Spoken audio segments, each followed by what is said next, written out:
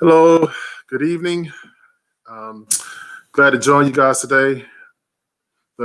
This workshop came out of a face group I am a part of, and the conversation came up about the advantages, disadvantages of AP, IB, honors, dual enrollment, and basically how do you choose?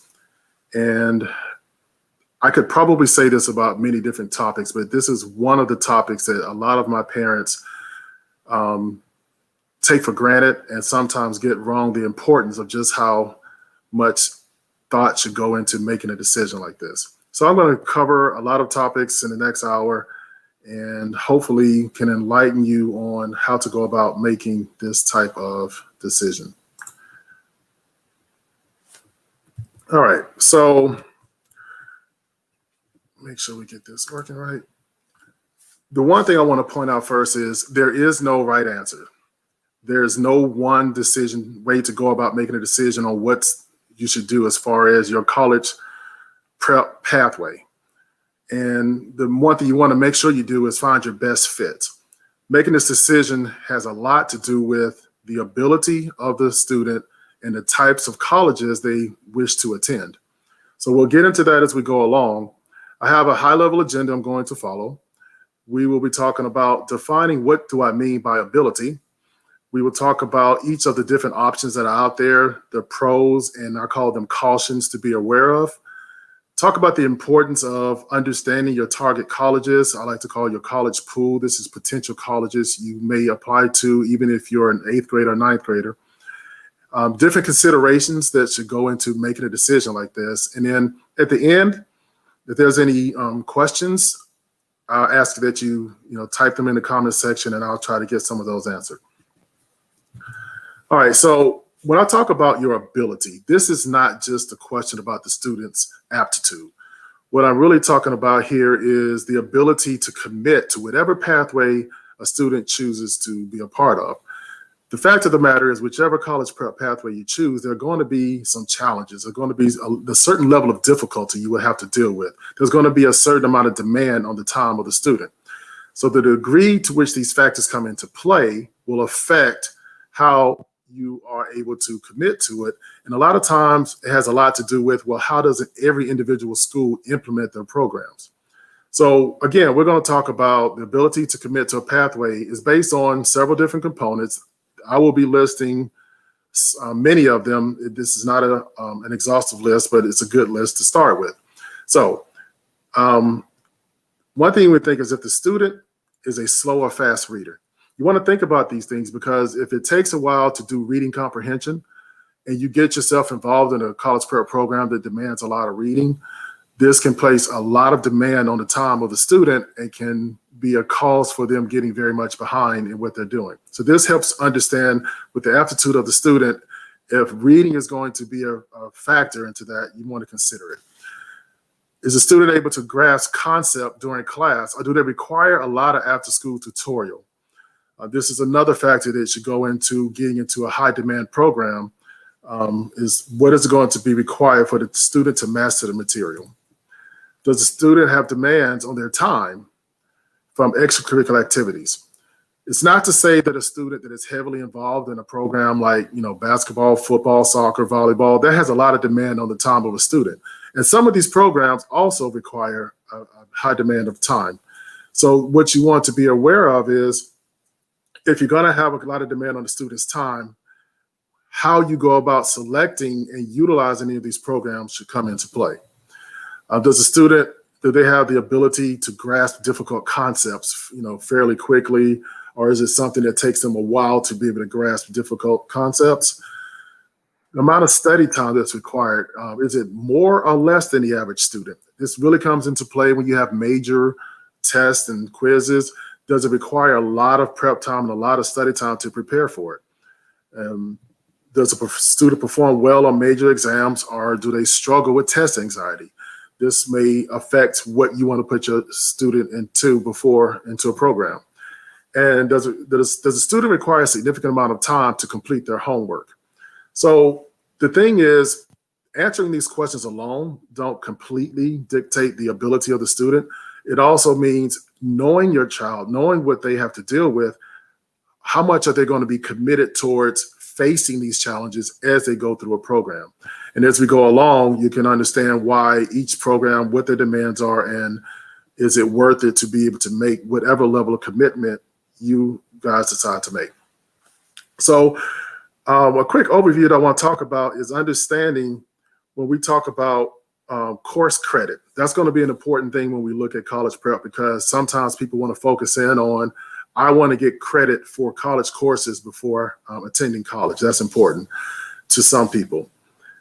There's a misnomer out there about college acceptance. How much does taking a rigorous course load come into play when dealing with college acceptance? There is no yes or no answer. We will talk about that.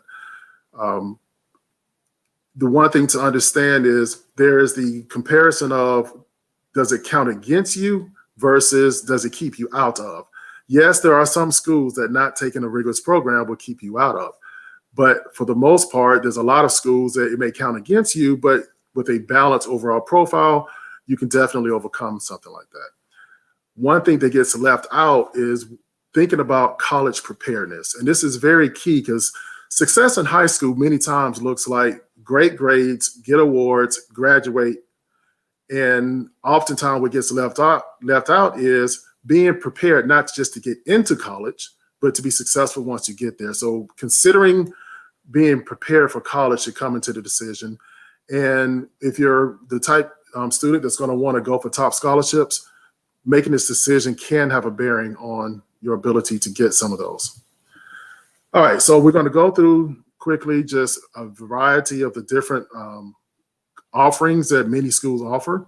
The first being on-level classes. These are your standard classes that are offered by colleges. And of course, they will meet what I consider to be minimum requirements oftentimes for being able to have the certain number of English courses, certain number of math courses. So they will meet those minimum requirements. They typically don't overburden any student. They consider themselves to be college bound. The cautions you want to think about is that lack of rigor is going to hurt at most college admissions if you're only taking on-level classes. It's going to count against you in many colleges. If you are wanting to get college credit, you're not going to get that with on-level courses. And one thing that you always want to consider is while you're taking courses in high school, it should give you an indication of, are you going to be able to handle the rigor that comes at the next level? And on-level classes typically are not going to give you that indication. The next thing we're going to look at is honors or advanced classes. Every school calls things differently. And the one other thing to point out is what's considered honors and advanced is a total different definition depending on the school.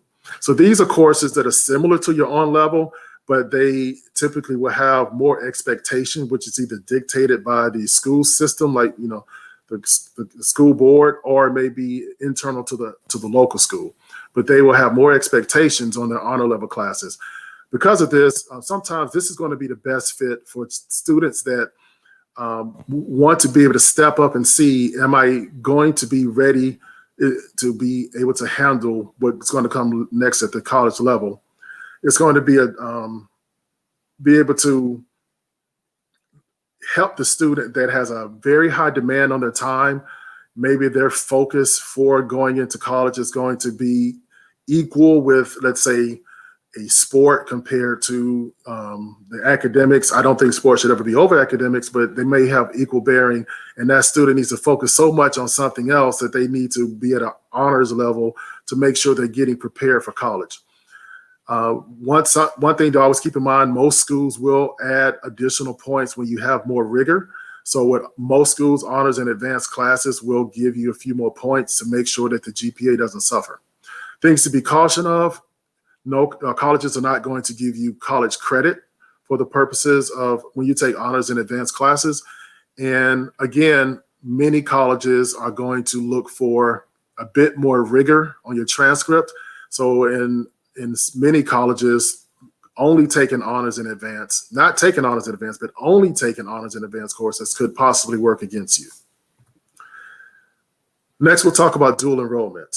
So this is when courses are taken at an accredited college, and they would for high school credit, and they will either be taken on the campus of the college, or sometimes they're taken online. And the new thing that's happening is some colleges are actually having teachers go into the school building to offer dual enrollment. So that's happening now as well.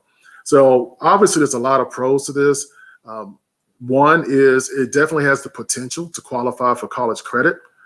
And so I'll expound a little bit when I talk about earning college credit. What I mean by that is you have the potential of, if you satisfy certain requirements for that college, you can actually get credit for taking that course, and that cuts back on the number of courses that you have to take in college for requirements, which allows you to either graduate a bit early, save some money, or it allows you to expand the number of courses you take in college and maybe do a degree or other opportunities like that.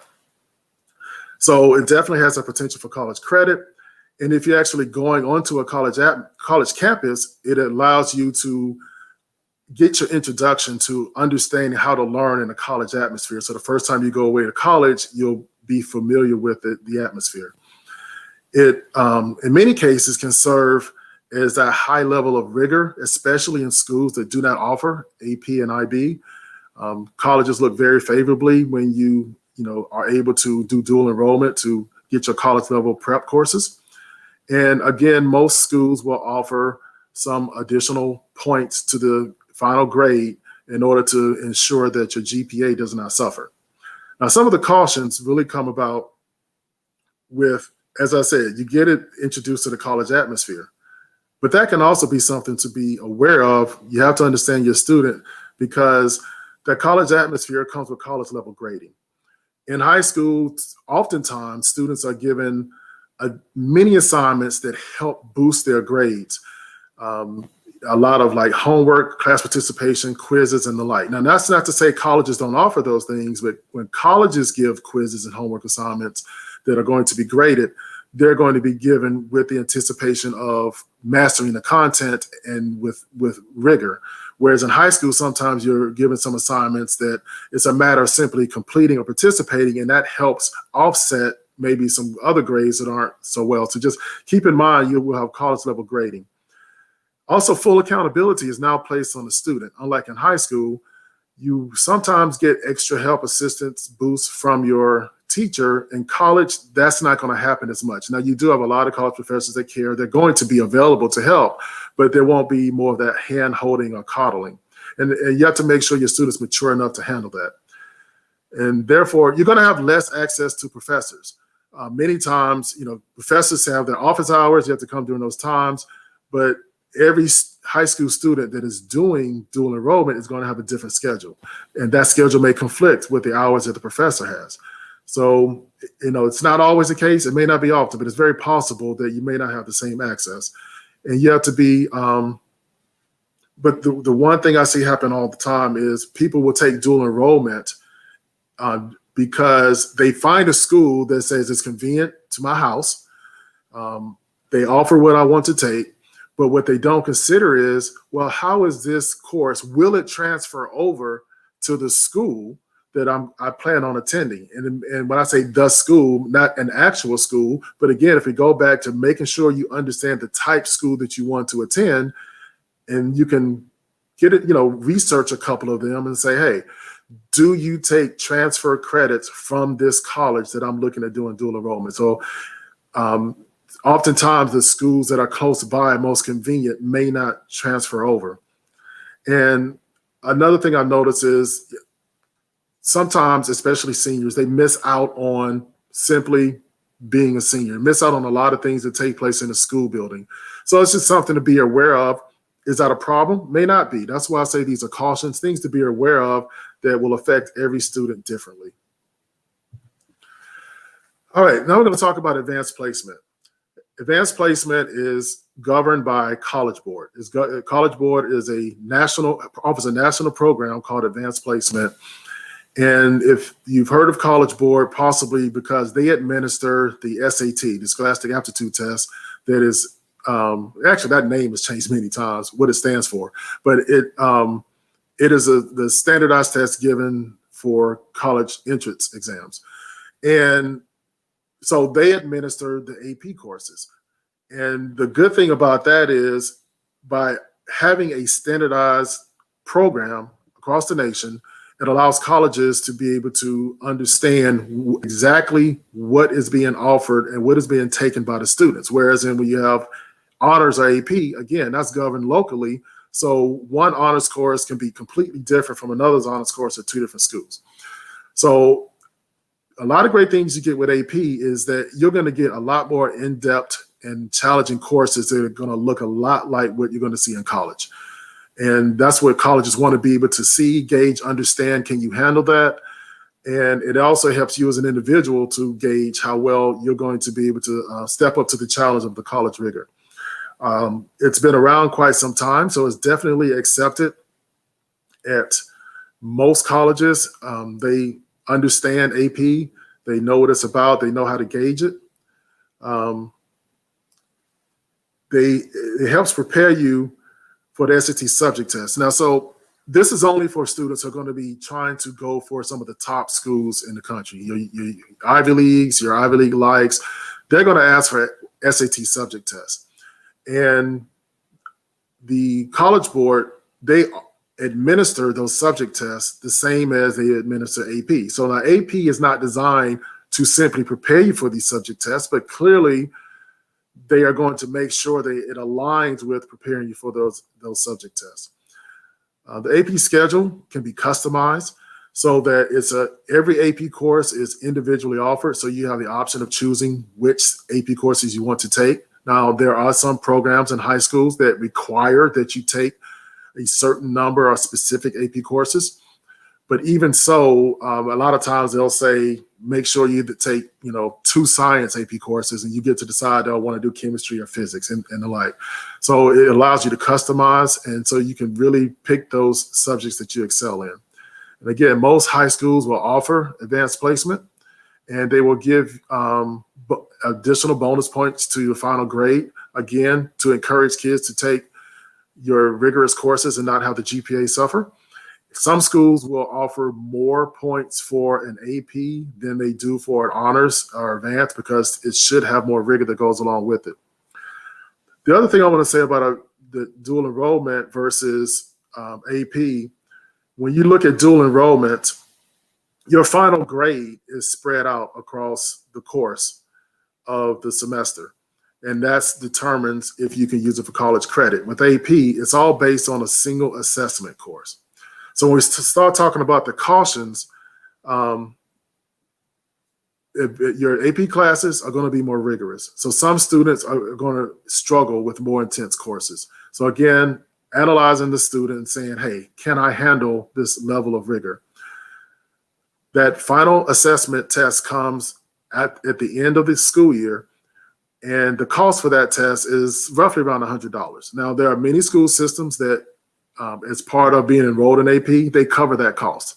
At the same time, there are some schools that you will have to pay for that out of pocket.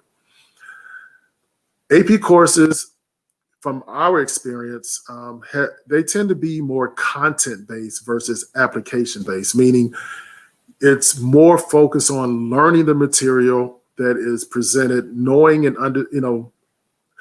learning the actual content versus once you understand the content, making sure that you can apply it in different situations, scenarios. Now, that does take place, but that doesn't seem to be the focus. It seems to be more focused on content-based, and that will become more apparent as the pros and cons to that in a minute. Your college credit, again, is based on a single test at the end of the year. The grades you get in the class does not go into play at all if a college is going to determine if you get credit for the course. Many times because of this, there are certain schools that will focus too much on preparing for the AP exam versus making sure that the students are actually mastering the content and are able to apply what they learn. So the other caution is, with that being said, if you do great in the class, you think you learned well, you learned everything, you got your A, but on that one day of the test, you just happen to not feel well, sick or whatever, you don't do well on the test, you may not get credit for that course. So it's just something to keep in mind with AP. Next, we have the International Baccalaureate Diploma Program. Many times, most people just know it as IB or IBDP. So this is an international sanctioned program, and it has a variety of programs that are offered from elementary school all the way through high school.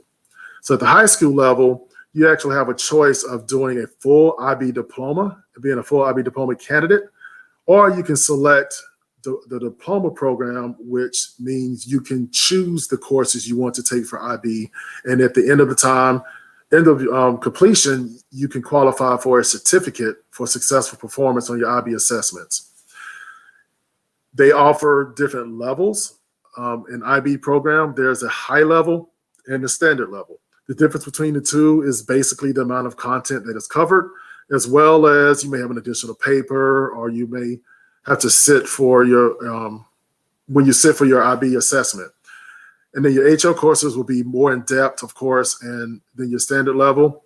You may have the external and internal assessment. So basically, when we talk assessment is much more than just one final exam at the end. Yes, there is an exam that you take for each course, but there's other things that go into determining your final score for the course, IB course that you took, which then goes into the college to determine whether they give you credit for it. So there's a lot of information to understand IB. I recommend that you go to ibo.org/parent, and you can really learn a lot about the IB program. But what I really want to get into is talking about some of the pros and cautions. So the IB program is definitely a rigorous, very rigorous program, and it's designed to really dive into the breadth and depth of all subjects. So unlike AP, which typically is a one school year for each subject, IB is more of a 2-year program where if you do IB math, it's going to be across 2 years, and it's going to cover the same type material that you deal with in AP, but it's going to be over a span of 2 years, and it's going to be very much in detail.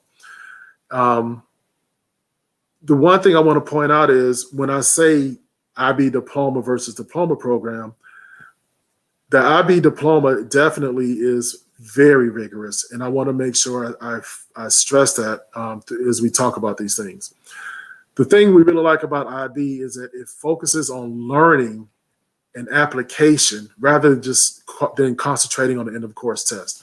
So I feel that the IB program does an excellent job of preparing students to be college ready, which again, I say again, should be one of our focus points in high school, not just getting into college, but being ready once you get there. And I say that because there's a lot of details that I go into my book about this, but being a performer means doing whatever you can to get a good grade. I really stress in order to be successful in college, students in high school need to learn how to be learners. And being a learner makes you more prepared to be college ready. And then taking the DP courses for a certificate, the pros of that is it allows students to be selective, just like with the AP program. You can be selective in the courses that you take versus the IB diploma, which, for my students who are really looking for that challenge, that are really looking to go to your more advanced schools, I recommend looking into the IB diploma because it really helps prepare you for that next level. And it's very, very well run and comprehensive. So the cautions, again, it's very rigorous. It's time consuming. You need to make sure that the student that chooses this is ready and prepared and can handle the demands. It can easily become overwhelming. It can be difficult when you're trying to manage an IB program over other activities that you want to be involved with. Now, all students should have time to be involved in other programs, but when you have to be in something, and I'll just use an example again, let's say sports, where the demand on your time is 3 or 4 hours after school, and you can't commit a heavy amount of time towards study each and every day, then you need to consider that is IB diploma going to be worth the time. But the certificate, the diploma program, which is individual courses, those are the ones you want to look into if you can't commit to that significant amount of time. It's that weighing the pros and the cons of what it's doing to prepare you for college versus being overwhelming for the student. Now, high schools are usually limited in their ability to offer both HL and SL, the higher level and the standard level. So just because it's something that the IB program offers does not mean that your school will offer the level that you need. And that can come into play when you want to get college credit, because certain colleges will give credit for HL and SL. Other colleges in certain topics may only give credit for HL, but your school may not offer that. So again, know your target schools, know what it is that they are looking for and want you to take. IB program is becoming more and more popular. Not all school districts offer IB, but more and more school districts are. And similarly with colleges, colleges are today compared to 5 years ago, it's much more known and understood, the IB program, and it's more widely accepted than it was. But at the same time, you want to make sure the schools you're targeting are giving credit for IB and recognize its level of rigor. But again, that's not nearly the concern it once was over 5 years ago. All right, so those are the different programs. I talked about your potential college application pool. This is basically understanding, okay, what type schools am I going to be targeting and what are they going to be looking for? Because too many times students just simply do not understand this until they become seniors and in the middle of the application process. And they begin to realize, oh, I want to go to these type schools, but I did not put myself in the right position to have a strong, college application because I didn't take the right level of college prep courses. So your pathway, again, can have an impact on your admissions. So I'll start with my students that may be looking to enter into an Ivy League or an Ivy League-like school. Your Harvards, your Stanfords, your Vanderbilts, your Emorys, your Rice. These schools, bottom line, are going to want the absolute most rigorous group of classes you can take at your school, whether it's AP IB, if that's not offered, then dual enrollment, but they're going to want to see the rigor on there. They're going to want those SAT subject tests. Not all schools are the same. Certain schools, you can overcome your level of rigor with other parts of your application. In other schools, you can't do that. This is why I say it's very important to make sure you understand what I like to call, this is my own term, the college student profile. This says, what type student does this particular college like to recruit? There's no standard one thing, but it's a general profile that they're looking for. The example I like to give is understanding the difference between a Harvard and a Stanford. Harvard typically looks for those rigorous metrics. They want to see the high GPA, the high standardized test scores, and that's going to carry a lot of weight, as well as how well-rounded you are, the rest of the application. And that well-rounded, I use that term cautiously because it's misunderstood too often. But they want to see the full profile, but at the same time, they place a lot of weight on that GPA and the SAT score, the SAT subject test, the AP scores. They put weight on that. Whereas in Stanford, completely different. Stanford is one of the most competitive schools in the country. But what I mean by that is in everything their students do, they compete nationally and internationally. Their sports program is always one of the top sports programs in the country, meaning they'll have 20 different sports where they're competing for national championships on an annual basis. So that means they need to fill certain slots. This means, and it's not just sports, it could be their orchestra. They may have a need for a first chair violinist. And it may just so happen to be that year, you as a student are the best trumpet player around. But that student that may not have the same metrics as you, but they're an excellent violinist, they will get that slot. And the next year, they may need that top trumpet player, and that just happened not to be your year. And they need to fill slots with with sports athletes as well, but they have to meet the requirements to come in. So that's one type student that Stanford looks for. The other type student that they look for is what I call a world changer. This is the type student that has demonstrated in high school that they go way above and beyond the typical student to actually make a difference in the world. They have an idea, something they want to do. They not only, bring that idea to life, they implement it, and they make it more of an accepted program or volunteer or whatever it is. They do it on a grand scale. And see, Stanford wants that student to come in because that's the type of student that's going to go out and change the world, and Stanford wants to have their name on that.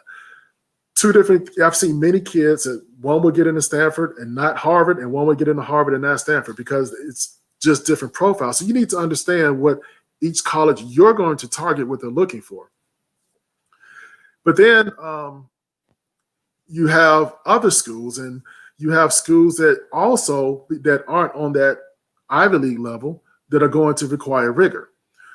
UGA comes to mind, and I live in Atlanta. So for those of you all in Atlanta, UGA is a school that 25 years ago, you did not have to have a certain level of rigor, a high level of rigor to be able to be accepted to the University of Georgia. I remember the first time I took my oldest son back in 2012 to visit UGA, and one of the admissions officers at the beginning of the orientation asked how many alumni do we have of the University of Georgia, and many hands went up. And then after that, the admissions officer pretty much said, many of you who graduated 20, 25 years ago would not be able to get into the University of Georgia today. The school has completely changed. Today, they would tell you they're looking for rigor on that transcript. They're looking to see, did you take the more challenging course load? Now, again, at the University of Georgia, you can have many other things on your application that can help overcome not quite having the highest level of rigor. But at the same time, if you took on-level classes or you just took one or two honors courses, it's going to be very difficult for you to get into that school. So I just want to make sure you understand that before you make the decision, understand what type colleges are you going to be targeting to enter, and make sure that whatever college pathway you take will satisfy those requirements. Now, not all colleges are going to require rigor, and I don't want anyone to think that I'm saying you absolutely must take the most rigor. There are good schools out there that do not require your top level of rigor. However, this does not diminish the need to match your pathway with the style of school you wish to attend. All right. You still want to make sure that you understand your college application pool and you match that. Because in the other direction, you may not know the total, which school you want to go to. So if you do a good job of doing your assessment, understanding what you're capable of handling, and getting on the pathway that best challenges you, it may help open up the type colleges you eventually apply for, because it will dictate what your potential is for the level of school that you eventually apply to. So again, do that accurate assessment. All right, so go through a few considerations that you should think about before making a choice. I want you to consider being creative. There is no, you must do all AP or all IB or all dual enrollment. There's just no rules to say you can't put together a plan that includes a mixture of these courses. Now, yes, some schools may have some regulations and stipulations, but overall, you can typically get a bit creative. I know one student that, did IB for a couple of courses, but knew which college they wanted to go to, and so went to a local college that offered that same exact course for the entry-level math that they wanted, and they knew that it was going to transfer over, and so they didn't want to put all their hopes on that AP test, and so they did a mixture, and I think you should always consider doing that. And so you want to personalize the program. You do not want to put pressure on yourself to take every single one of the most rigorous courses offered at your school. Colleges, they want to see that you took a challenging course load, especially that which is related to your major. All right. So if you're looking to, say, be an engineer, you want to make sure that you are taking the most rigorous math, calculus, and physics that you can take, so that these engineering schools will know that you're prepared and ready to come in there. But that doesn't mean if you're, say you're not as strong in your language arts. So maybe you do honors with your language arts. I mean, you can individualize it. You don't personalize it. You don't have to have any set way of doing things. So then I say you individualize the program, meaning every individual is different. I definitely want to caution you that not to choose any pathway simply because of the success of another student. Well, this student did this and they were successful with it, so I'll follow in their steps. Or parents, I want to caution you, there is no one fit for all of your students, all of your children. Well, I want all of my kids to do this. Each kid is going to be different. Make it individual and don't make it a certain way because it's popular at the school and that's what everybody is doing. Just like Goldilocks, you want to find that fit that is just right. All right. A thing that sometimes keeps students away from your rigorous programs is they're concerned about their GPA and they want to have the highest GPA and go for maybe valedictorian, top 5 student, whatever. All right. GPA is definitely an important factor. However, many colleges prefer seeing the challenging course load over being in your top 5 in your class. All right, so if you're going to target schools that require the rigor that's offered by AP and IB courses, and you believe you're up for the challenge, the benefits of taking a slight hit to your GPA are worth it in order to prepare yourself for the next level. Remember, college readiness is important. This is especially true considering how well the course will prepare you to be college ready. We talked about SAT subject tests. So again, this is only for students who are going to be reaching for the most rigorous colleges out there. SAT subject tests are going to be used as an evaluation tool, and you want to make sure that you can do the best that you can to do well on those tests. We experienced that the IB program did a great job of preparing for college, but it harms students when it comes to taking that SAT subject test because AP is more in line, and it's simply a matter of timing. The SAT subject tests have to be taken while you're applying for school, which means they have to be done and taken before, let's say, most of the time, October, November, your senior year. IB doesn't cover this material in the same order as AP. So it may be simply that you haven't gotten to some of the material that's going to be tested, and that may hurt when it comes to that score. And finally, scholarships. Our family has had the opportunity to compete with some of the top scholarships in the country. And when I say scholarships, I'm mainly talking about those scholarships offered by the schools themselves and the top scholarships that are, covered tuition or full cost of attendance. When we look at the profile of those students that are a part of these competitions, all of them are in AP and IB. And I say all, I don't mean 100%, but that is the vast majority of the students you will be competing against. Typically, some of them will have a mixture of courses as far as dual enrollment as well, but that's the typical profile. So if you want to be in the future competing for those scholarships, you need to be thinking rigor in your college prep pathway. All right, so when it comes to college credit, a couple of things here. Sometimes the only thing students are thinking about, or parents are thinking about is, I want to get as much college credit as possible to cut down on the amount of time that my child spends in college to save on money. I personally don't see a problem with that. But if that is your focus, some things I want to point out.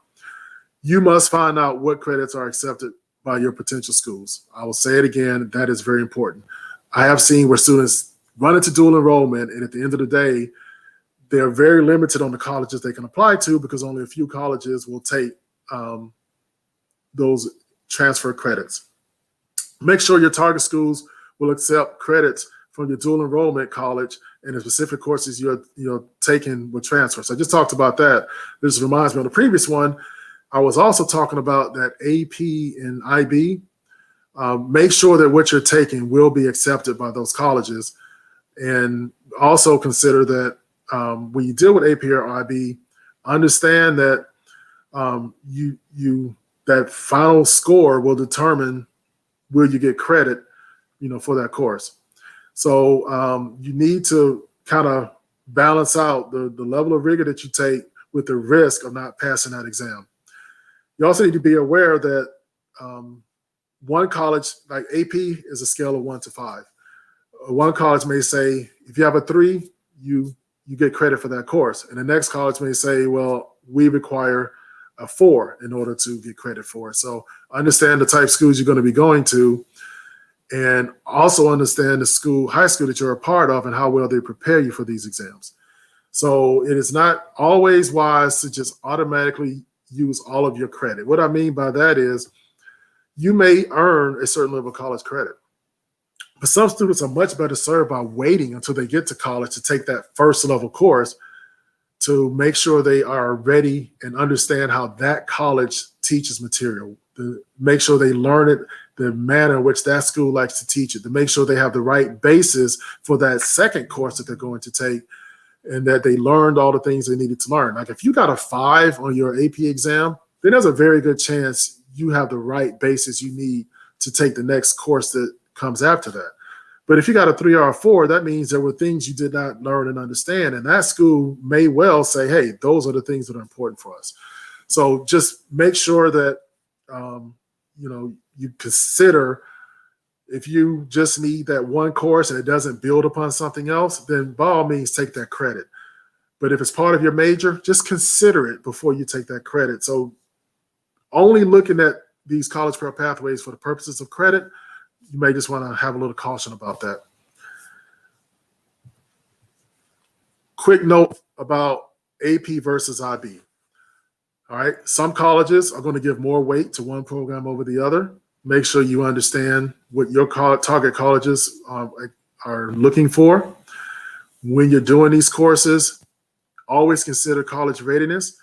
If AP is going to be your pathway, make sure that you and your student are understanding and focusing on, and if the school is focusing on just a test, that you as an individual, make sure you focus on the ability to do application with the material that you're learning.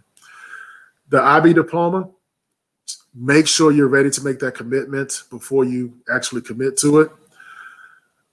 Here's the thing that it's important, and unfortunately, it's just a true fact. You need to compare the track record of your AP versus your IB teachers within the school. So if you are fortunate enough to be at a school that offers both, sometimes you may have to opt for one over the other if it is understood that in one particular classroom, you're just not going to get the level of mastery that you're going to get in another one. So that can be something that comes into your decision. For those who have participated in the IB Middle Years program, then you are definitely going to be in a much better position to handle the full IB diploma program. I just caution you, you still need to do an assessment with the student to make sure they're ready to step up and make that commitment.